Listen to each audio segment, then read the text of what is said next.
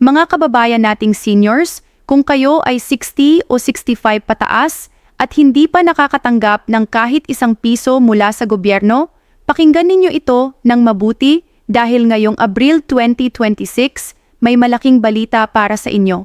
Ito ang sandali na matagal na nating hinihintay. Matagal na tayong naghihintay ng tulong mula sa pamahalaan at ngayon tila dumating na ang sagot. Ang Universal Social Pension ay opisyal ng aprobado at ang layunin nito ay simple. Siguraduhing walang matandang Pilipino ang maiwan na walang anumang suporta mula sa Estado.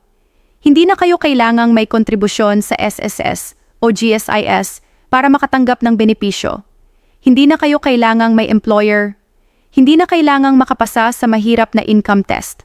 Basta kayo ay senior citizen, Pilipino, at natutugunan ang ilang simpleng kondisyon, mayroon kayong karapatang mag-apply. Ngayon, bago tayo masabik ng sobra, kailangan nating pag-usapan kung sino talaga ang eligible, magkano ang matatanggap, kailan darating ang pera, at napakahalaga ito, anong mga bagay ang maaaring bawasan ang inyong pensyon o maging dahilan para hindi kayo makakuha. Umupo tayo ng komportable at pag-usapan ito parang magkaibigan. Una sa lahat, pag-usapan natin ang pinakaimportanteng tanong. Sino ang makakatanggap ng Universal Social Pension? Ayon sa pinakabagong guidelines mula sa Department of Social Welfare and Development at sa implementing rules na inilabas ngayong Abril 2026, ang mga sumusunod ang pangunahing kriteria. Kailangan ninyong may edad 60 taong gulang pataas. At oo, kasama na ang mga nasa edad 60, hindi na kailangang 65 pa. Kailangan ding Pilipinong mamamayan kayo at nakatira sa Pilipinas. Ang inyong pangalan ay dapat nakarehistro sa inyong lokal na OSCA o Office for Senior Citizens Affairs. At ang pinakabagong kondisyon na dapat ninyong malaman, ang Universal Social Pension ay para sa mga hindi na aktibong nakatanggap ng anumang benepisyo mula sa SSS, GSIS o kahit anong government retirement program. Ibig sabihin, kung nakatanggap na kayo ng monthly pension mula sa SSS or GSIS, hindi kayo eligible dito, pero huwag mawala ng pag-asa dahil may ibang programa para sa inyo na pag-uusapan natin mamaya. Ang pera na matatanggap ng bawat karapat-dapat na senior ay 500 piso bawat buwan o 6,000 piso sa isang taon. Alam ko, ang inyong naririnig ay baka maliit para sa inyong mga pangangailangan. Pero pakinggan ninyo ito, para sa mga lolo at lola na wala talagang ibang pinagkukunan ng kita, ang 500 bawat buwan ay katumbas ng pagkaing maaaring kumain ang isang tao ng halos isang linggo. At ang pinakamagandang balita, ayon sa mga panukalang isinasaalang-alang ng Kongreso, ay may planong taasan ang halaga sa 1,000 hanggang 1,500 piso bawat buwan sa loob ng 2 hanggang 3 taon, depende sa budget ng gobyerno. Kaya kahit ngayon ay 500 lang, ang direksyon ay pataas. Huwag palampasin ang pagkakataong ito na magrehistro habang may bukas na enrollment. Ngayon naman, pag-usapan natin ang proseso ng pag-apply at sasabihin ko sa inyo ang bawat hakbang ng malinaw para hindi kayo malito. Una, pumunta kayo sa inyong lokal na OSCA. Karaniwan ito ay nasa munisipyo o city hall at ang inyong barangay captain ay makakatulong sa inyo na malaman kung nasaan ito. Dalhin ninyo ang mga sumusunod, valid government ID na nagpapakita ng inyong edad at larawan, pwede ang senior citizen ID, passport o voter's ID. Kailangan ding magdala ng inyong birth certificate o kung wala ito, isang baptismal certificate o SINOMAR mula sa PSA bilang alternatibo. Magdala rin ng isang 2x2 na litrato at isang barangay certification na nagpapatunay na kayo ay nakatira sa barangay na iyon. Pagdating sa OSCA, sasabihan kayo na punan ang Social Pension Application Form. Ang form na ito ay hindi mahirap punan, pero kung kailangan ninyo ng tulong, ang social worker sa OSCA ay dapat na handang tumulong sa inyo. Huwag mahiyang humingi ng tulong para doon ang mga empleyado ng gobyerno. Pagkatapos mong isumite ang lahat ng dokumento, ang inyong aplikasyon ay ipupunta sa DSWD Regional Office para sa verification at approval. Ang processing time ay karaniwang 3 hanggang 6 na buwan, kaya mag-apply na kayo ngayon nang huwag masayang kahit isang buwan. Isa sa mga katanungang madalas itanong ng mga seniors ay, saan at paano ko matatanggap ang aking pera? Ayon sa pinakabagong implementing guidelines, ang pensyon ay ipamimigay sa dalawang paraan. Una, sa pamamagitan ng Land Bank of the Philippines or DBP sa pamamagitan ng isang simplified payroll account na libre ang pagbubukas. Pangalawa, sa pamamagitan ng accredited rural banks o microfinance institutions sa mga lugar na wala pang serbisyo ang malalaking bangko.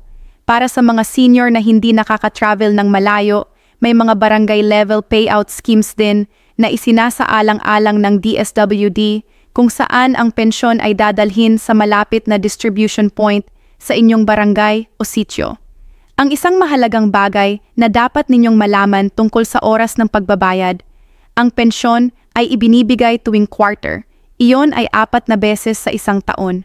Ibig sabihin, sa bawat payout ay tatanggap kayo ng 1,500 piso, na katumbas ng 3 buwan na 500 kada buwan.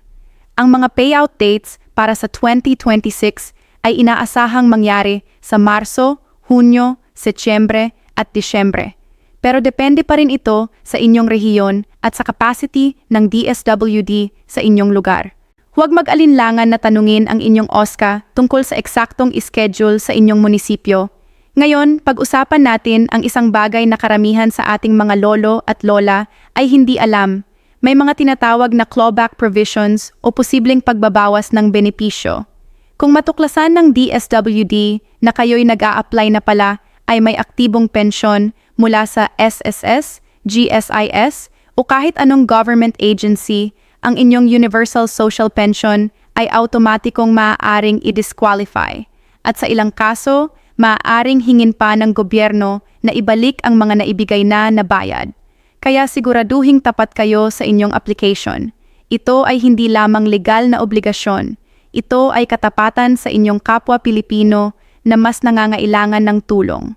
Isa pa, kung ang inyong kabuuang buwan ng kita mula sa lahat ng pinagkukunan, kabilang ang pera mula sa inyong mga anak, rental income o anumang negosyo, ay higit sa isang threshold amount na itinatakda ng DSWD sa inyong rehiyon, maaaring mag-imbita ng eligibility review.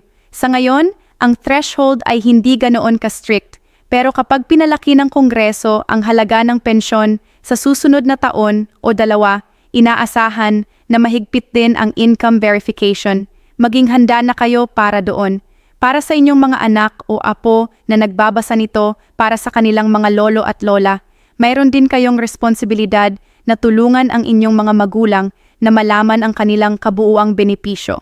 Pag-usapan natin ang isang bagay na hindi karaniwang tinutukoy sa mga artikulo, ang tax implications ng Universal Social Pension. Ang magandang balita, ang social pension mula sa pamahalaan ay hindi kasama sa taxable income ng isang senior citizen sa ilalim ng National Internal Revenue Code tulad ng ginawa ng Bureau of Internal Revenue noong mga nakaraang taon para sa ibang government transfer payments. Ibig sabihin, ang buo at buong 500 bawat buwan, walang kaltas, walang income tax. Pero kung ang inyong senior ay mayroon ding ibang kita tulad ng rental o negosyo, ang kita na iyon ay hiwalay na taxable. Maganda na kumonsulta sa BIR o sa isang accountant para sa mas detalyadong gabay. Para sa mga seniors na nakatanggap na ng SSS o GSIS pension at hindi eligible sa Universal Social Pension, huwag mabigo dahil may magandang balita din para sa inyo. Sa ilalim ng pinakabagong circular ng SSS ngayong 2026, ang mga pensyonado na nagsimula makatanggap ng pensyon na mas mababa sa 4,000 piso bawat buwan ay maaaring mag-apply para sa isang supplemental benefit na tinatawag na Supplemental Assistance Fund. Ang halaga nito ay 1 hanggang 1,500 piso bawat buwan, depende sa inyong monthly pension amount.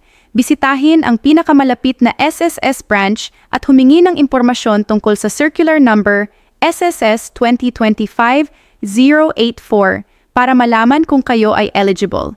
Magdala ng inyong latest pension voucher at valid ID. Para naman sa mga GSIS pensioners na nakatanggap ng mas mababa sa 5,000 piso bawat buwan, Mayroon ding GSIS Financial Assistance Loan na may napakababang interes na 2% lang bawat taon at hindi kayo kailangang dumaan sa mahabang proseso ng approval. Pwede itong gamitin para sa medikal na gastos, pampamilya na pangangailangan o kahit anong emergency. Pumunta sa GSIS Service Center at tanungin ang inyong GSIS online account para sa mga detalye. Bago tayo magtapos, nais kong ibahagi ang ilang praktikal na tips para masigurado ninyong hindi kayo makaligtaan ng kahit isang sentavo ng inyong pinagsikapang benepisyo. Una, mag-update ng inyong contact information sa DSWD at sa inyong OSCA ngayon din. Maraming seniors ang hindi nakakatanggap ng paunawa tungkol sa mga payout at program updates dahil expired na ang contact number or address nila sa file. Pangalawa, kung hindi kayo makalakad ng maayos o wala kayong ibang kasama, maaaring gumamit ng special power of attorney para pinahintulutan ang isang miyembro ng pamilya na kumilos para sa inyo, pero siguraduhing notaryo ang SPA para maging valid. Pangatlo, itago ang lahat ng inyong resibo, voucher, at confirmation slips mula sa bawat payout. Mahalaga ito kung may pagkakataon na magtanong ang DSWD tungkol sa inyong claim history. At para sa mga seniors na nakatira sa malalayong lugar na mahirap puntahan ng mga opisyal, makipag-ugnayan sa inyong barangay captain o barangay social worker dahil sila ang inyong pinakamalapit na kinatawan ng DSWD. Huwag hintayin na pumunta sa inyo ang gobyerno. Siguraduhing alam ng inyong barangay na kayo ay senior citizen at gustong mag-apply sa Universal Social Pension. Mga minamahal na lolo at lola, ang mensahe ko sa inyo ngayon ay ito. Kayo ay hindi nakalimutan ng inyong bansa. Matagal man itong dumating, ang Universal Social Pension ay patunay na ang inyong mga taon ng pagtatrabaho, pag-aalaga sa pamilya, at pagmamahal sa bansang ito ay may halaga. Ang 500 bawat buwan ay hindi lahat. Alam natin yon. Pero ito ay simula. At ang simula ay palaging ang pinakamahalaga. Mag-apply na kayo, tulungan ang inyong mga kaibigan at kapitbahay na mag-apply at huwag hayaang lumipas ang panahon nang hindi ninyo ginagamit ang mga benepisyong para sa inyo. Ito ang inyong karapatan. Ito ang inyong panahon. Ingat kayo lagi at magkita-kita tayo sa susunod na video para sa mas marami pang updates tungkol sa inyong mga benepisyo.